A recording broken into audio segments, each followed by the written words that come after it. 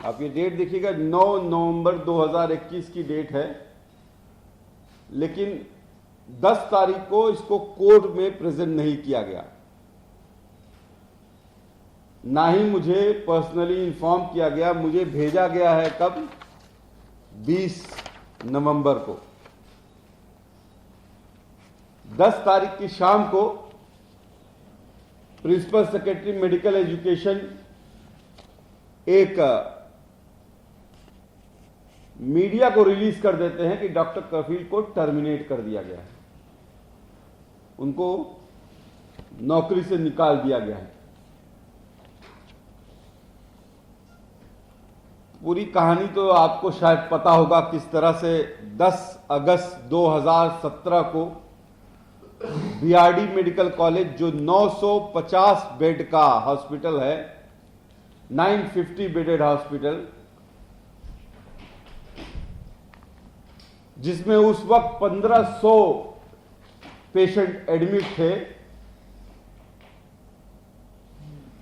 और वो ना सिर्फ गोरखपुर को, पूरे पूर्वांचल को, हाफ ऑफ द बिहार को, छपरा, सिवान, गोपालगंज और हाफ ऑफ द नेपाल को कैटर करता है। 2 करोड़ पॉपुलेशन को कैटर करने वाला इकलौता medical college BRD medical college है।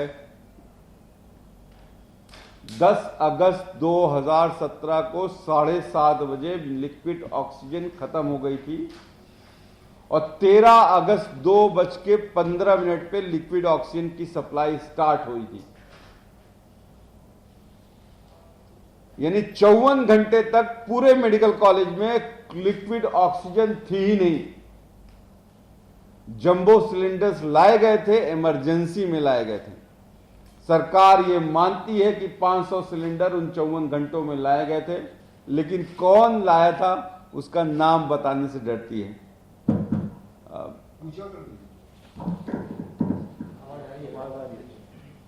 उसका नाम बताने से डरती है। 22 अगस्त 2017 को मुझे सस्पेंड किया जाता है, और 23 अगस्त 2017 को एक एफआईआर लिखी जाती है डीजीएमई डॉक्टर के गुप्ता के द्वारा, जिसमें 9 लोगों को आरोपी बनाया जाता है, यह कहते हुए कि इन्होंने मेडिकल निग्लिजेंस किया है, चिकित्सीय लापरवाही की है, करप्शन किया है, भ्रष्टाचार किया है, और जेल भेज दी जाती है।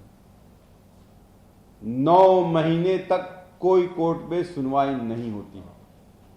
आपको शायद याद होगा, जो मेरे प्रकरण से वाकिफ है, कि 10 पन्नों का जब मैंने लेटर 18 अप्रैल 2017 को लिखा था, और 18 अप्रैल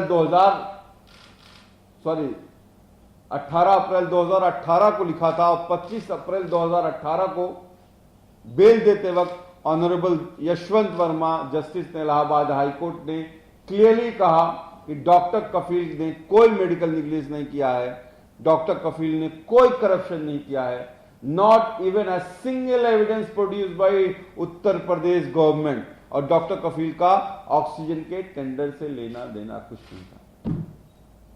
मैं बाहर आता हूं, मैं प्रिंसिपल सेक्रेटरी उस वक्त रजनीश दुबे थे, उनसे मिलता हूं, अपने डीजीएमई से मिलता हूं, कोशिश करता हूं कि मेरी नौकरी बहाल कर दी जाए।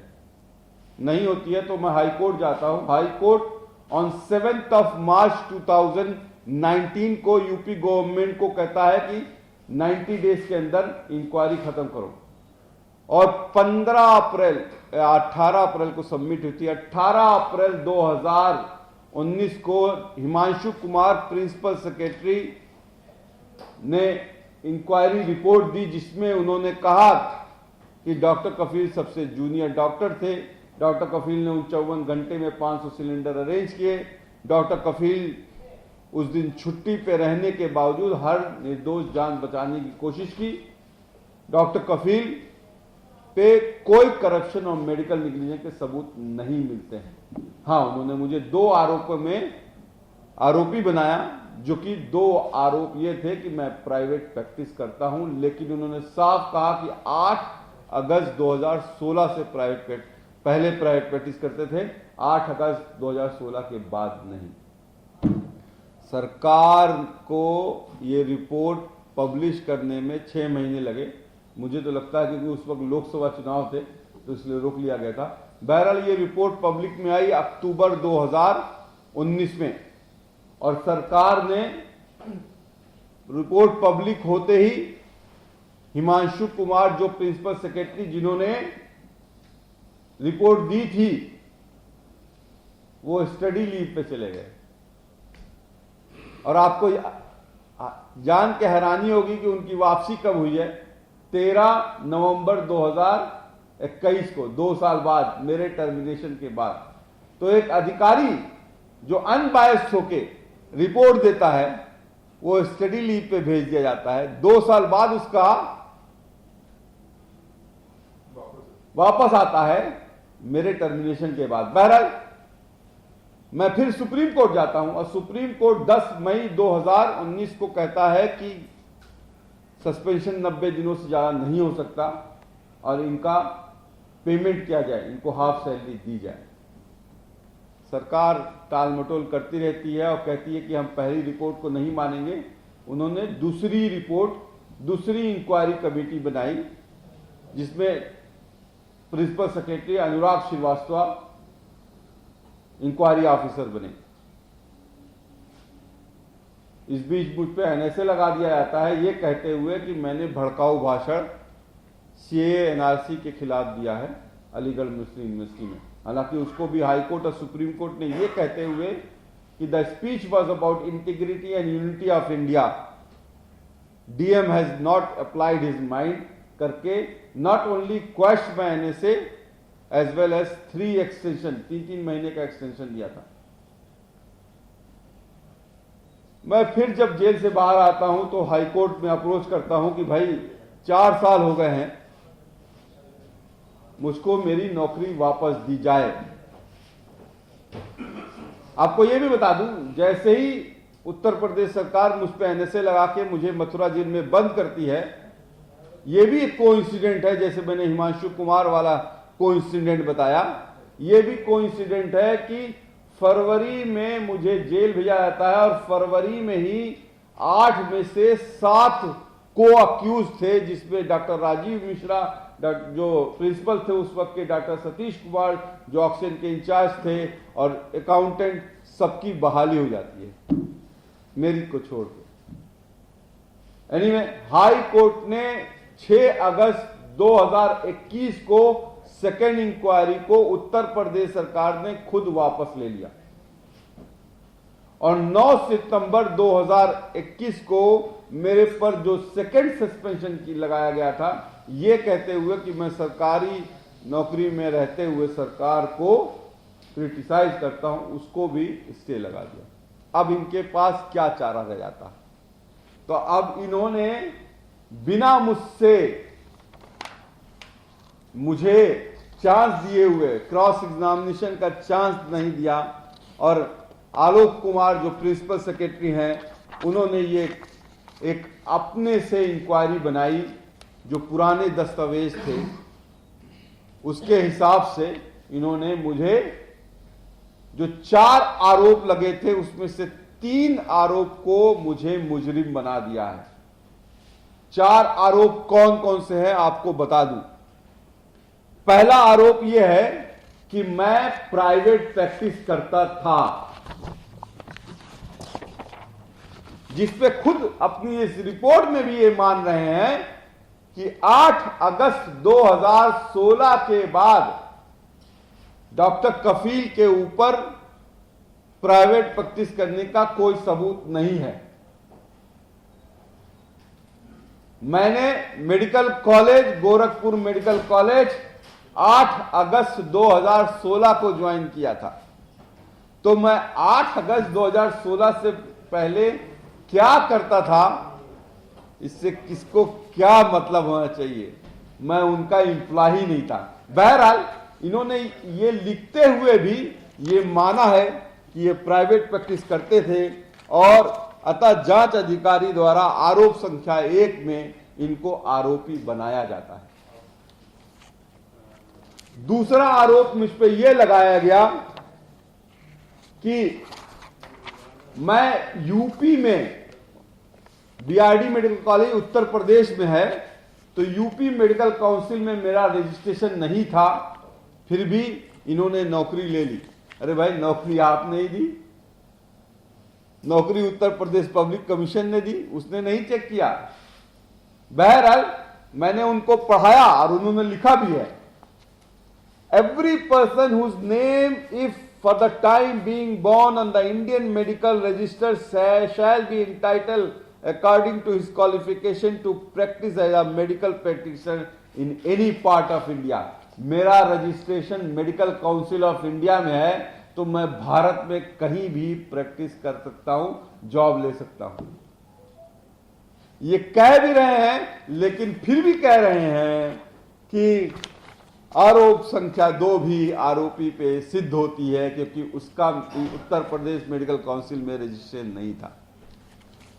तीसरा आरोप, जो कि बहुत गंभीर आरोप है, तीसरा आरोप बहुत समझने की बात है, क्योंकि इस पे मुझे क्लीन चिट मिली है, इसलिए मैं आपको वो आरोप पढ़ाना चाहूंगा।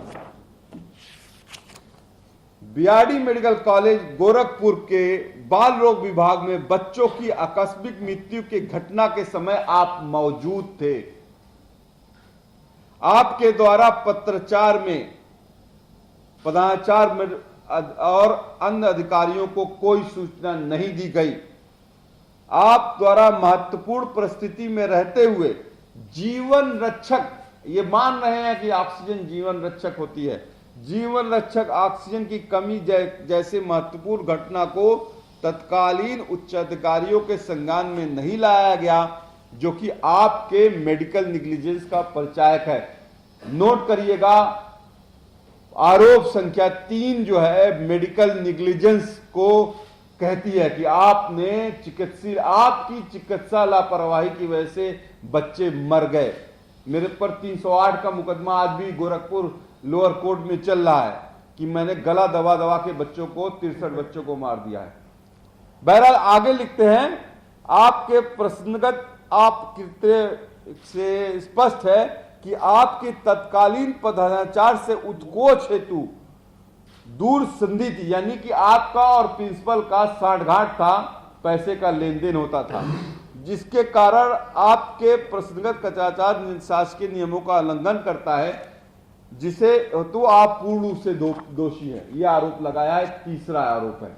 अब तीसरे आरोप के बारे में ये खुद क्या कहते हैं, आप पढ़िएगा। ये Alok Kumar, principal secretary medical education की अभी की 9 नवंबर 2021 की रिपोर्ट है। पुरानी रिपोर्ट जो 7-8 इंक्वायरी हो चुकी है उसकी बात नहीं करूंगा।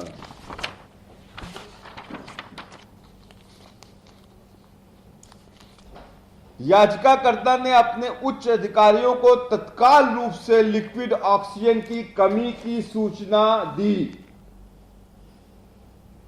कॉलेज में लिक्विड ऑक्सीजन के रखरखाव, टेंडर, भुगतान, ऑर्डर, सप्लाई और प्रबंधक से याचिकाकर्ता का कोई मतलब नहीं था।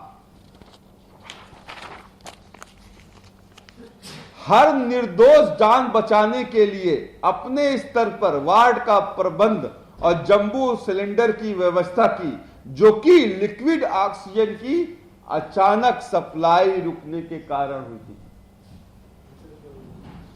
याचिकाकर्ता की ईमानदार कोशिश के कारण 11 और 12 को 2 दिनों के भीतर अलग अलग कंपनियों से 500 जंबो सिलेंडर की व्यवस्था की। जी, इसके अलावा ये लिखते हैं,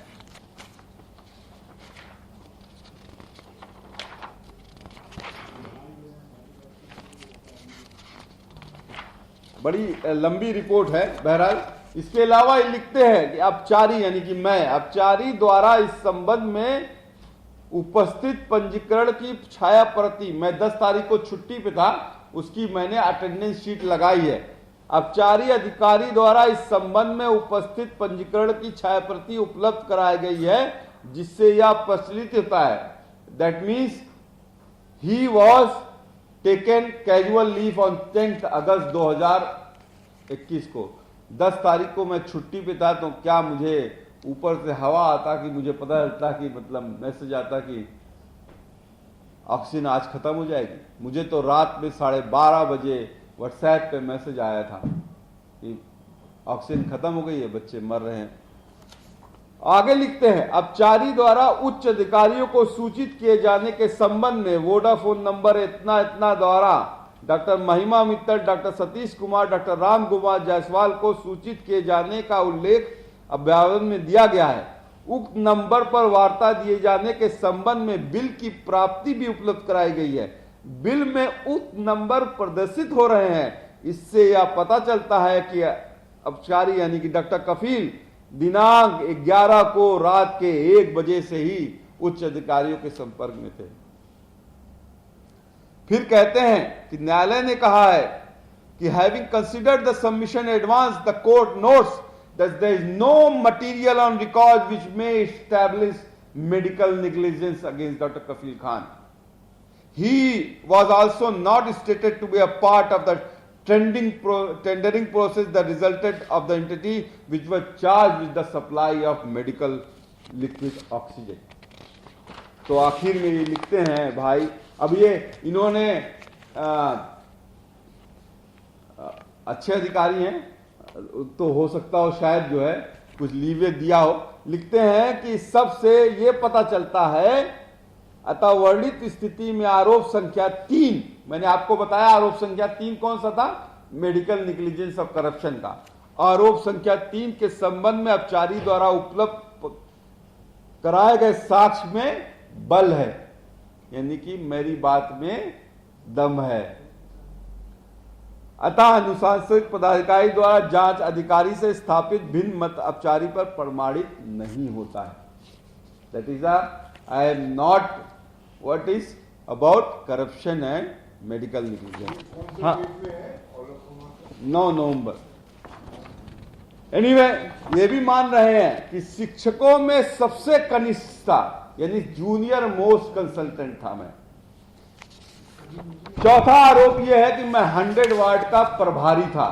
100 वार्ड जो इंकेफेलाइटिस वार्ड है उसका मैं प्रभारी था, और उस पर यह कहते हैं कि उनको कुछ लेटर मिले हैं जिसपे मैंने साइन किया हुआ है एज अ 100 वार्ड प्रभारी।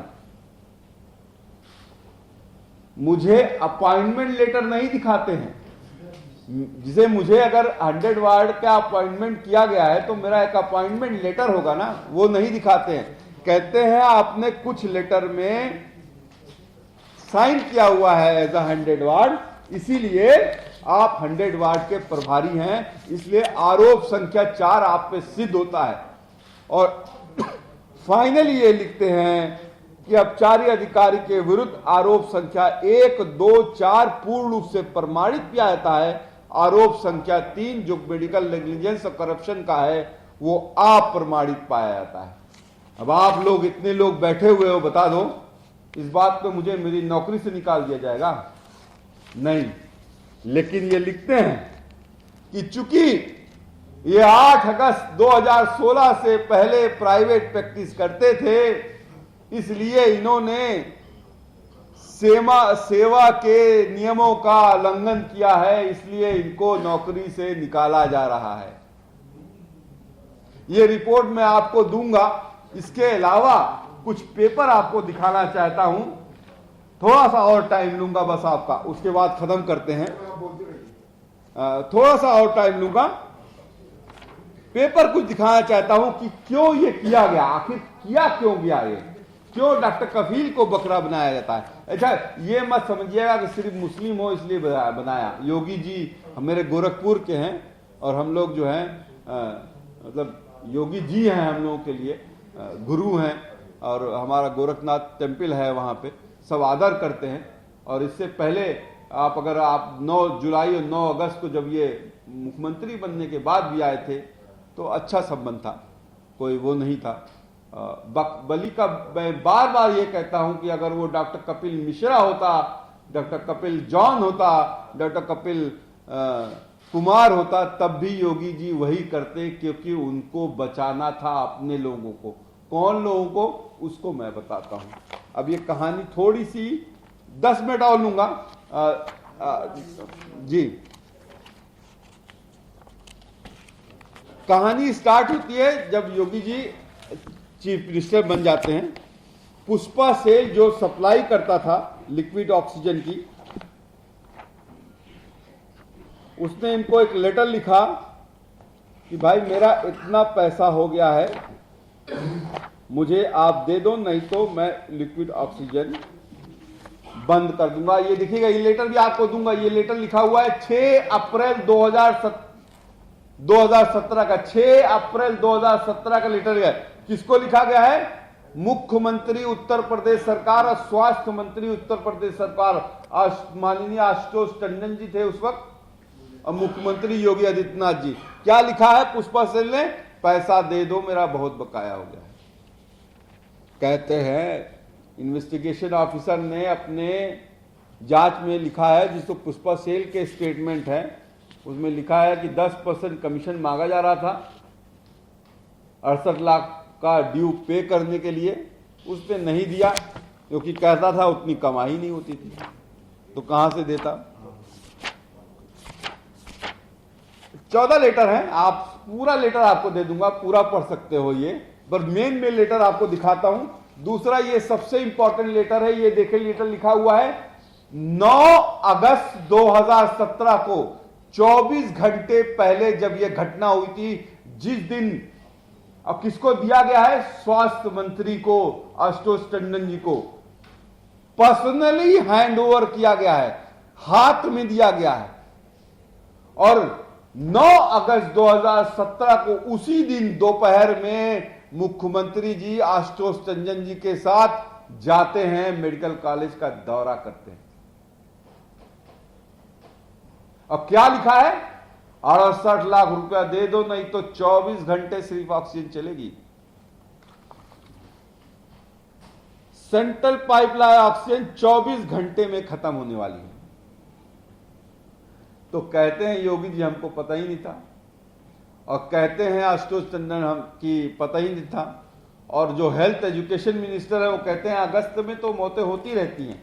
2015 में 16.5 बच्चे मरे थे, 2016 में 18.5 बच्चे मरे हैं, 2017 में 20.5 बच्चे मर गए। 0.5 बच्चे, 0.5 होते हैं। आप में कितनों के बच्चे होंगे ना, मैंने अपने सामने दम तोड़ते हुए देखा है, तो मैं भूल नहीं सकता हूं।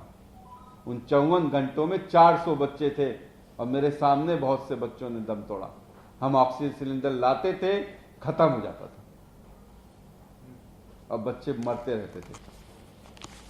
तो ये कहानी है, मेन कहानी है इन लोगों को बचाने की। दूसरा, इस लेटर पे भी ध्यान दीजिएगा, जो कि 12 अगस्त को लिखा गया है, जिसमें लिखा है पुष्पा सेल ने कि हां हमको पैसा मिल गया। कब मिल गया? जब बच्चे मर गए, जब आपने हंगामा किया, आप मीडिया ने हंगामा किया, नहीं तो वो सुनते नहीं। दूसरे ये दिखाना चाहूंगा, जो ये कह रहे हैं, जो चौथा आरोप कहते हैं कि मैं 100 वाट का प्रभारी था, 100 वाट का प्रभारी था, मैं जो है, बहरहाल उस वक्त की बात तो बता दूं तो मुझे वाइस प्रिंसिपल भी बना दिया गया था, मुझे सुपरिटेंडेंट भी बना दिया गया था, मुझे हेड ऑफ द डिपार्टमेंट भी बना दिया गया था। तो ये हमने आरटीआई फाइल की थी, हालांकि उसको डाइल्यूट कर चुके हैं लोग। आरटीआई फाइल की थी। आरटीआई जो है वो देखिए किसने भेजा है, Ganesh Kumar principal, BRD medical college ने ये आरटीआई का जवाब दिया है। हमने पूछा भैया कौन है 100 वाट का प्रभारी?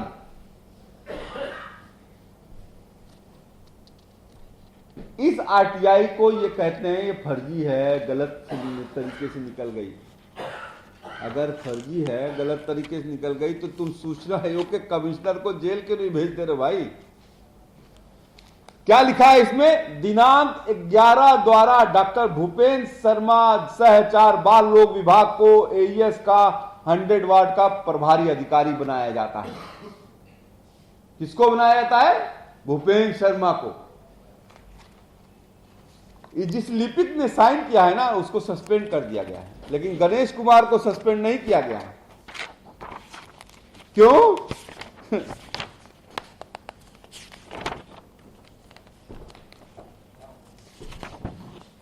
ये लेटर जो है ये आरटीआई से नहीं है, ये उनकी फाइल से, कॉलेज की फाइल से है भाई। ये प्रिंसिपल का साइन है और डेट है 11/5/2016 की, जिसमें लिखा गया है डॉक्टर भूपेंद्र शर्मा सहचार बाल रोग को एईएस का 100 वार्ड का प्रभारी अधिकारी बनाया जाता है। अगर आप विभागाध्यक्ष बाल रोग से समन्वय स्थापित करते हुए 100 वार्ड और एईएस से संबंधित सूचना विभागाध्यक्ष को देते रहेंगे। और किसको कॉपी भेजी गई है? एचओडी पीडियाट्रिक्स को, सीएमएस नेहरू हॉस्पिटल को और डॉक्टर भूपेंद्र शर्मा को भी। इस लेटर में खुद एचओडी लिखती हैं कि डॉक्टर भूपेंद्र शर्मा सारा काम ताम देंगे, लेकिन मैं 100 वार्ड का प्रभारी हूं। उस रात जब घटना हुई है तो ये अटेंडेंस रजिस्टर को ये लोग हटा, मतलब ये मैं उस वक्त कैम स्कैनर था, अब तो बैन हो चुका है, तो मैंने स्कैन कर लिया था वो रजिस्टर, पता नहीं क्या दिमाग में आया था। और इसमें देखिएगा डॉक्टर कफील खान 10 तारीख को छुट्टी पे थे और 11/12 को कौन छुट्टी पे था?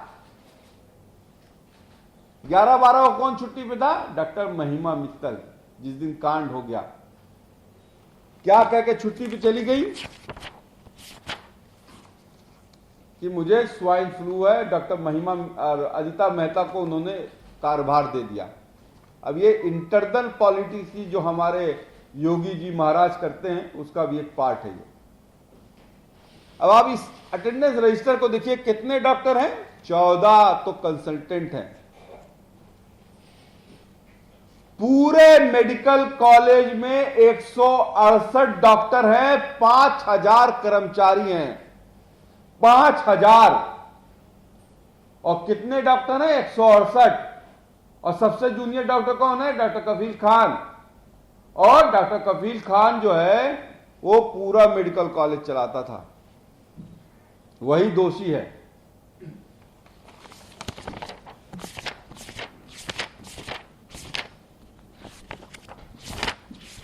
लेटर बहुत ढेर सारे हैं।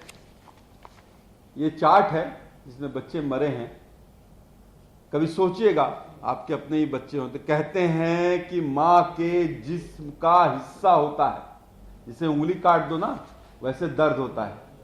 किसी को 13 साल बाद बच्चे पैदा हुए थे, कोई 4 बहनों के भाइयों के बीच में एक बहन थी, कोई 4 बहनों के बीच में एक भाई पैदा हुआ था।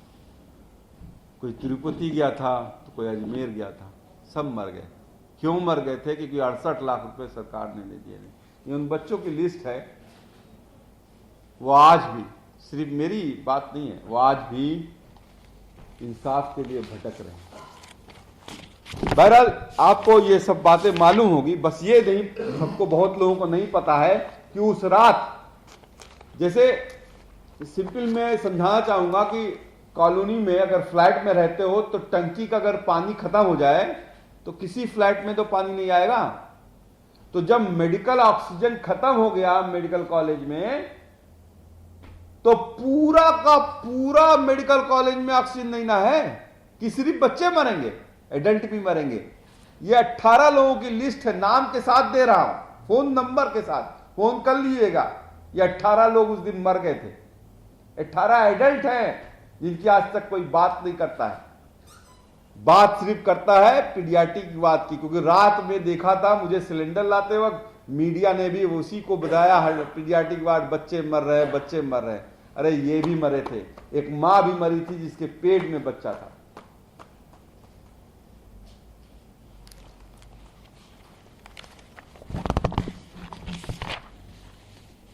ये साथ में आपको मिलेगा जो मैंने अपने पैसे से सिलेंडर खरीदे थे। ये आरटीआई है जिसमें कहा गया है कि मैंने सिलेंडर लाया था। और ये एसएसपी का बयान है। सीमा सुरक्षा बल जो मेडिकल कॉलेज के पास है, उन्होंने अपना ट्रक दिया था, सिलेंडर दिए थे, 11 जवान दिए थे। उनका बयान है कि हाँ उस दिन डॉक्टर कफील आए थे, उस दिन बच्चे मरे थे और उस दिन हमने मदद की थी। ओपी साहू जो है जिन्होंने ये बयान दिया था, बेचारे वो वहाँ पे नहीं है। मैं मिलने गया था जेल से छूटने के बाद, कहीं और पोस्ट हो गया हूँ। ये भी कोइंसिडेंस। ये आपको ये दे रहा हूँ जो कि CMS के द्वारा DGME director general of medical education के द्वारा ये लिखा हुआ लेटर है, जिसमें कहते हैं कि 10 तारीख को 7:30 बजे ऑक्सीजन खत्म हो गई। और कब आई है? 13 तारीख को 2:15 पे। और कितने इन 2 दिनों में सिलेंडर इकट्ठा हुए?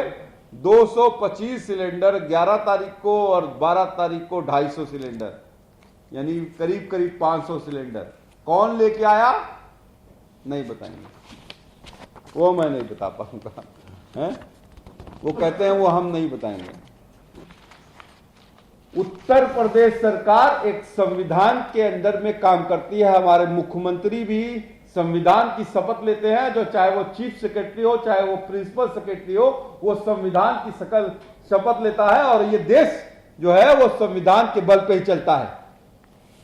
और ये हाई कोर्ट जब कहता है, ये हाई कोर्ट का ऑर्डर जब ये कहता है कि डॉक्टर कफील के खिलाफ कोई मेडिकल निग्लिजेंस के कोई सबूत नहीं है, not even a single evidence Uttar Pradesh government could produce, जब ये कहता है कि कोई करप्शन नहीं किया, ये हाई कोर्ट के ऑर्डर की बात कर रहा हूं, और जब ये कहता है कि मेरा ऑक्सीजन से कोई लेना देना नहीं था, तो फिर भी निकाल दिया जाता है। तो ये अपने आप को संविधान से भी ऊपर समझते हैं। मैंने अलीगढ़ में जब ये कह दिया था कि जिनकी जन्म 1925 से हुआ है वो हमारे संविधान में विश्वास ही नहीं रखते हैं, तो उनको बुरा लग जाता।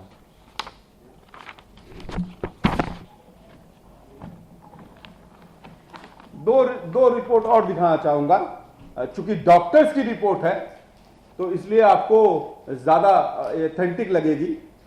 बाकी बाबू लोग तो बेचारे जो है सरकार के उसमें दम पे काम करते हैं।